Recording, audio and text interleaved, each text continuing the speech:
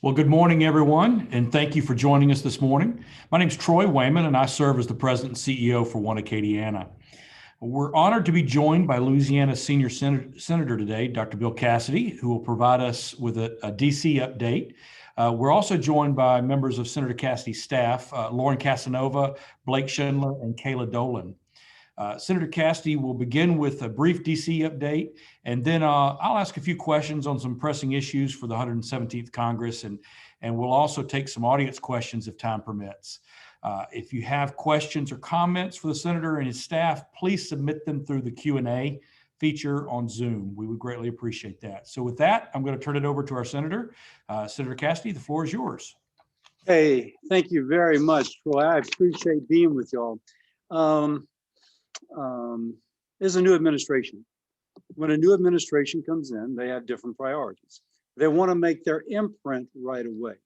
So I'll discuss this imprint they're making and what we can anticipate and even work towards as business owners, as members of family, as members of a community, as individuals. And how can we best position ourselves? Now, there's going to be some things I'm critical about, but if it's going to happen because they got the votes, then I want to make it work as well as possible for everybody in my state and across the country. And some things I'll comment on, some things I won't comment on. But again, this isn't about the world I wish it to be. This is about the world that will be, and how can we adapt to it. First, COVID relief is what is currently dominating discussions. Frankly, Congress did a pretty good job of supporting individuals and businesses through the COVID pandemic. So much so that the Congressional Budget Office says that GDP growth will be 4.2% in this coming year, just with what we've done already.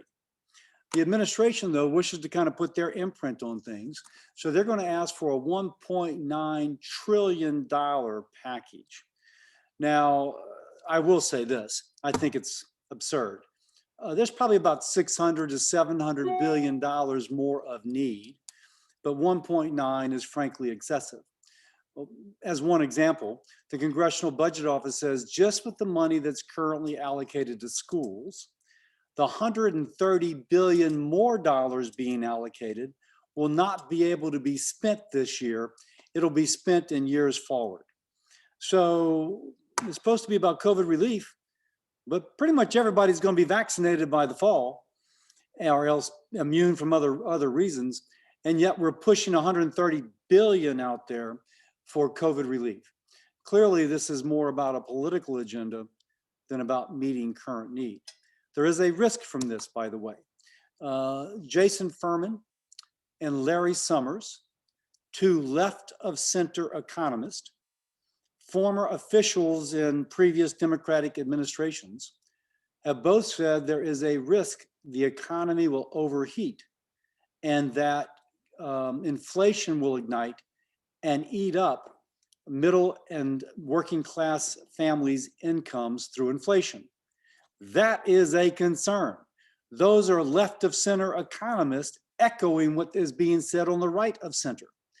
But they've got the votes. I don't care for it. They've got the votes and they're going to do it. By golly, let's do it. I find it frustrating, but that's what they're going to do. So what are some things we can speak of? There will be individual assistance payments of $1,400 for those below a certain income level. Hopefully some on this call fit this category. But one thing Republicans push for is that the money would not go to families making as much as $290,000. Those families obviously are doing well. The fact that we're going to borrow dollars from the future to give assistance to someone of that income, probably not wise public policy. Indeed, one of my fellow senators got a check. His adjusted gross income made him eligible. Again, senators don't need to be receiving stimulus checks. We have steady jobs. Next thing to say, there's already payroll protection dollars in the program from the December offing. There'll be more PPP dollars allocated. And so that program, those program rules and eligibility requirements have not yet been written, but that's what they hope to do. Um, on the other hand, there will be some favoritism played in terms of how these dollars are allocated. They want some money going to businesses not based upon payroll protection criteria, but other criteria that they will choose, and we can imagine benefits businesses which they favor. That's of concern if you are representing a state with many businesses which they do not favor. Next thing to mention, there will be an infrastructure package which comes afterwards. We're pushing to have rural broadband as a part of that, so that within, say, 5 years, most of rural America will have access to rural broadband. If you're going to spend money like that, let's use it for something wise. So the child who lives in Opelousas would be able to take Russian online with an internet connection that would allow her to see the lips of her teacher who might live in Lafayette. So we'll see, but they actually supposedly want $3 to $4 trillion for that infrastructure package. Now, if it's $3 to $4 trillion over 10 years or 5 years, that's probably a reasonable amount of money. If it's $3 to $4 trillion over 1 to 2 years, that's more money than the system can handle. So we have to see. But again, I would like to guide that into things that would benefit our state and all of the country. Let's speak a little bit about energy. The administration has already made a call that they are going to cancel the Keystone XL pipeline. You can be concerned about climate change and see why this is a bad decision. Specifically, one, it cost 11,000 jobs, but the Obama administration State Department published a report that by not building the pipeline, global greenhouse gas emissions increase. By not building, greenhouse gas emissions increase. And so we have a situation here in which 11,000 Americans lose their work, but we're going to increase global greenhouse gas emissions. It's not rooted in science. It's not rooted in respect for the working person. And I am objecting to it as hard as I can object. We also fear that this represents a prejudice against oil and gas that may make this temporary pause upon leasing and permitting a permanent pause. There's been the nominee for the Secretary of Interior who has been through hearings this last couple of days, and we've been making the case that if America does not produce our domestic oil and gas resources, that doesn't decrease demand. It just means that those resources will be produced in Russia, Iran, Nigeria, Kazakhstan, areas which do not use our environmental standards and which do not employ Americans, and use the revenue to fight against our national security interest. Not Nigeria, but the other three, or the other two of the four. And so it just doesn't make sense from a jobs perspective, from an environmental perspective, or from a national security perspective. The fact that we fear they pursuing this tells us that the Biden administration appears to be guided by politics and not by science. We're going to continue to draw attention to this and fight back against this agenda. Now, that said, there are some things that we should plan for and take advantage of. There will be this aforementioned infrastructure package. There'll be a lot of money for so-called green energy infrastructure. That is something we can take advantage of. So, for example, we have the geology for carbon capture and underground sequestration of carbon dioxide. We have the methane and the processes by which you could take the hydrogen atom off the methane, make a hydrogen molecule to form a hydrogen cell, and then use the pure carbon dioxide as feedstock for a carbon-intensive process, or you could sequester it underground. Now, if the administration is going to invest billions of dollars in such projects, and we can see there is a market in other countries or regions like the EU who wish to buy hydrogen cells, This is a way that we can maintain our current gas production, as an example.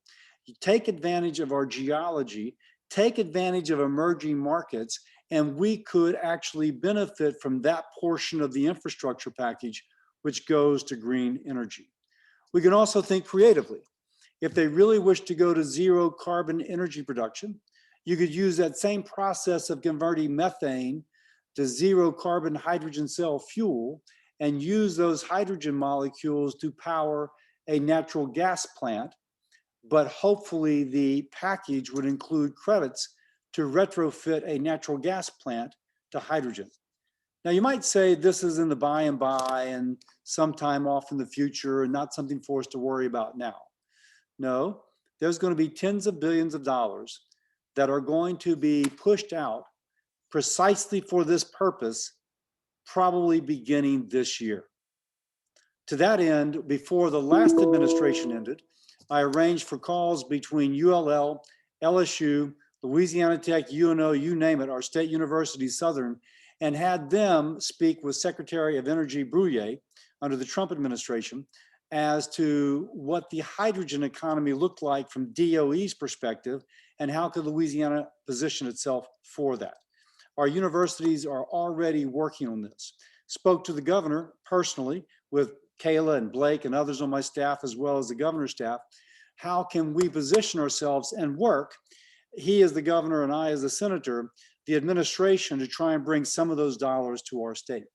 There are geologists in Lafayette right now who are looking at our state's geology for CCUS and thinking about the pipelines that would have to be built and where to put them in order to make this happen.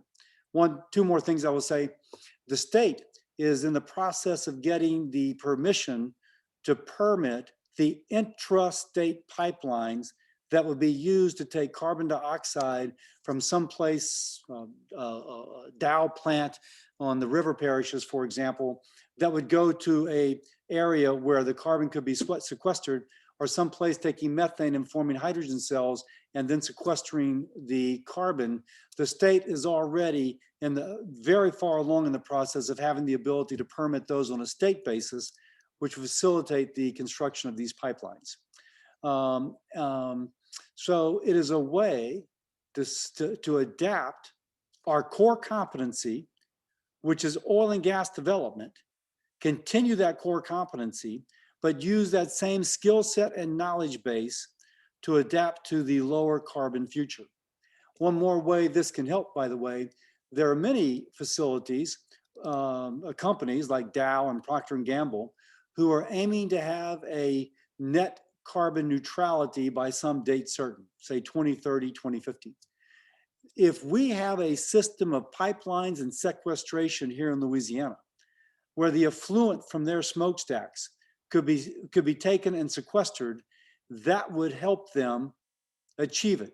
Or if we could provide them with carbon-free hydrogen to power their processes, that would help them achieve their goal. It would be an economic development tool for Louisiana to encourage such facilities to locate and or expand in Louisiana as opposed to elsewhere. It is something we have to be on top of. I could go on that, but I should stop. Lastly, let me just say there's a couple other things going on. The Northeast is very interested in offshore wind farms. Those boats that help produce, construct and maintain those offshore wind farms can be built in South Louisiana, and some of them already are. So I'm working with the senators from the Northeast in order to help facilitate the construction. If they want wind energy, let's give it to them, but I want those jobs to come to South Louisiana. Also, I should say that we're also trying to construct a program so that there is a revenue sharing stream from the leasing and royalty payments from this development of offshore wind electricity that could go back for coastal resiliency to benefit all coastal states. And so that would obviously benefit us.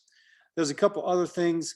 I'm a co-sponsor of the Power Act, which is something by Senator Lummis, which would prohibit the president from issuing delaying the issuance of oil and gas leases, approvals, and authorizations.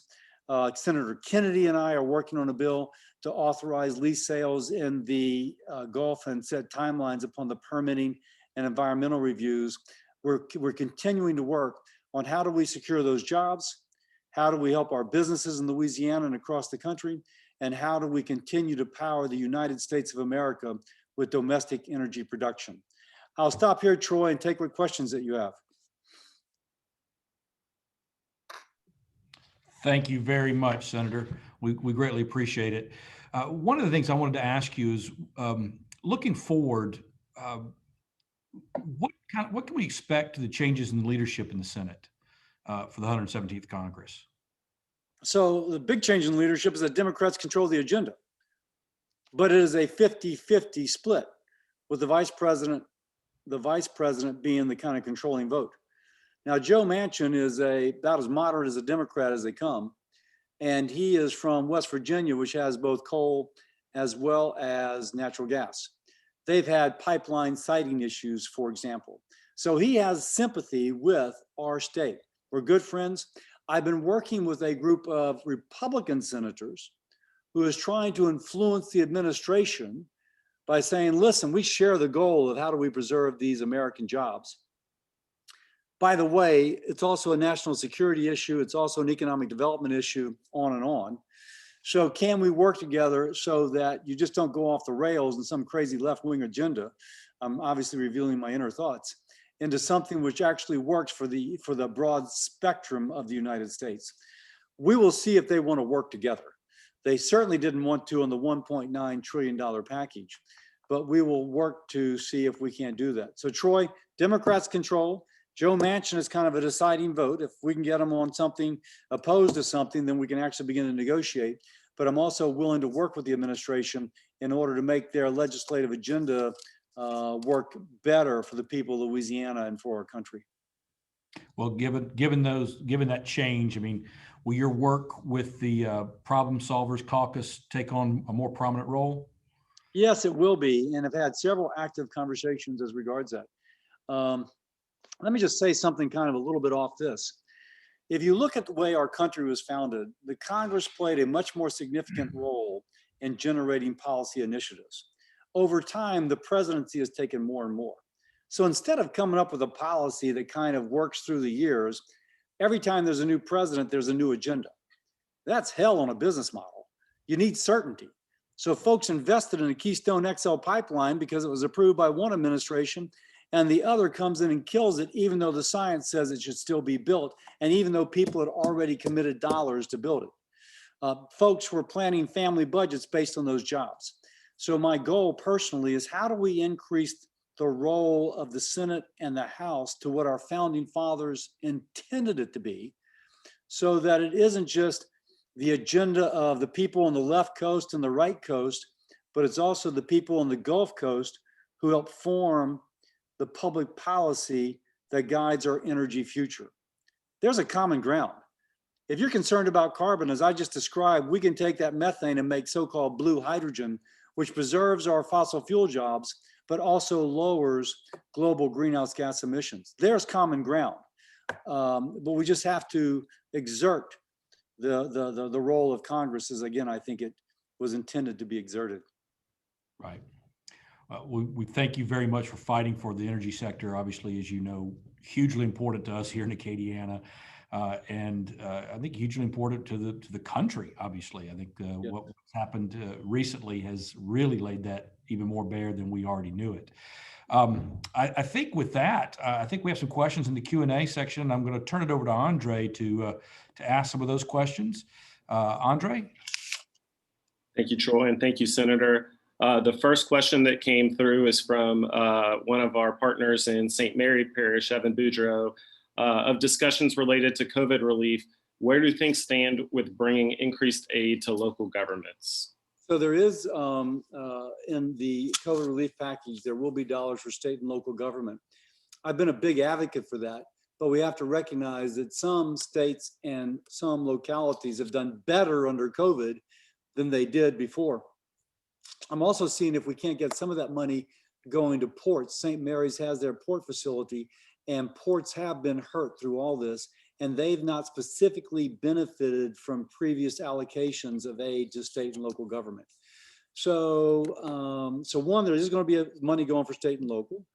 My own preference is that it have some relationship to the actual need. Turns out Louisiana's state government's down about 4 to 5% in revenue, but California's had record revenue. So I really don't feel like we need to be borrowing from the future to give California with record revenue $35 billion more dollars.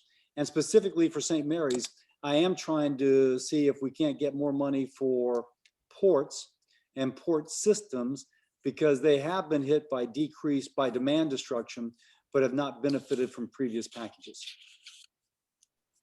Next question. We had two come through kind of on energy issues, and one was about whether offshore wind farms might work in the Gulf, and the other was kind of expressing UL Lafayette's involvement on energy issues and how UL can stay involved on the green energy initiative, or stay most plugged in on energy issues at the federal level. Yeah, so so ULL and then wind energy. So the wind energy, I don't know what our constant wind is out there. When I go fishing, I just don't think of it as being that windy, but it just may be that the guy I go fishing with just picks the best days to fish, and we're not stuck out there when it's a gale. We do have migratory birds, and so you'd have to turn off the windmills or it'd be a real killing field. On the other hand, if it's something that could be developed, hey, we got more people building boats, and the boats will be going right offshore. And we are trying to make a lot of our energy initiatives something which would be agnostic as to the form of energy being produced. So if the benefit would accrue to wind energy off the coast, would it be to tidal energy off the coast, which is not ready for prime time, but in the future may come about? We would be able to provide the support for those industries just as we do for oil and gas. By the way, this is not going to eat into oil and gas. I keep telling my colleagues, gas is used, I'm looking around my office, carpet, plastics, chemicals. So even if we're using less fuel for propulsion, we're going to be using a heck of a lot, or for electricity, we're going to continue to use a heck of a lot of fossil fuel to make the plastics and chemicals which are essential to modernity. One of them gave me a hard time. I went out for a memorial service last night. They gave us these faux candles, and he goes, "Hey, is it powered by natural gas?" I said, "No, it's plastic. I can tell you it was made from natural gas." And that kind of, gave him, kind of shut him up a little bit. People don't realize how pervasive fossil fuel is in terms of our modern life. So even if we have offshore wind, we're still going to be using a heck of a lot of fossil fuel. Thank you. I think we might have time for two more questions. The first is from Scott Morgan with Viamed. He says, "Thank you for all of your help with their growing business with the VA and the Mission Act, and their quest to help veterans that need respiratory care get the services that they need." And his question is, in their time working with you, he's seen how the Senate and previous administration has leaned on you for medical policy. Does that role change? And if it does, how does it change with the new administration and the change of power in the Senate? First, a shout out to Biomed, and I forgot to mention ULL. ULL has a full bore. How can we increase research at ULL, whether it's biologic research or whether it is in the oil and gas industry or whether it's the green economy? And that can be an economic driver. Same with LSU, same with McNeese. Nichols, we need our universities driving economic development. So let me just say that, and a shout out to ULL and to Biomed. As regards working with the administration, I've worked hard to work with Democratic colleagues on things that meet mutual goals to lower the cost of healthcare for all Americans and to improve outcomes. The administration sees that, and everybody's up for a health role gives me a call, because they see that in a honest spirit, I want to do something good for the patients, the families, and the businesses that pay the bills. And with that kind of honest spirit, I think I'll continue to play a role in the policy that comes forward. And whenever I have a bill, I start off by saying, who's our Democratic colleague? Because it won't pass unless we get at least 10 of them to support it. And because of that, we passed legislation last year to eliminate surprise medical billing. So the approach is working. I suspect that approach will continue to work this administration. The last question we have time for is on disaster relief. So if you want to comment on that, where that stands, and any other closing comments you have for us. Yeah, so really good news. We got 90/10 cost share for Hurricane Laura. The administration just gave support, FEMA support, made all 64 parishes eligible for assistance relative to the winter storm that just went through. So we continue to work with the administration, the past administration, the current administration, of how can we optimize federal support. It's been a rough year related to natural disasters in Louisiana. South Louisiana, particularly Southwest, taking its fair share.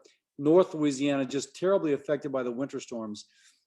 That's just something we're just going to continue to push and make the case to the administration for things like a 90/10 cost share, or as the Trump administration did with some prodding, 100% cost share for a 30-day period that the state could pick, meaning that we could optimize how it would benefit our state and local finances. So Andre will continue to support local government as they support families, but also as they support their other activities which they have to finance. Hey, thank you all for having me. I appreciate it. Thank you for everything you do. It's kind of our mutual goal, Troy. How do we bring greater prosperity to the people of Louisiana? So I'll also give a shout out to One Acadiana for pursuing that goal so well. So thank you all. Well, thank you, Senator. We greatly appreciate your time this morning and appreciate your comments and appreciate your leadership.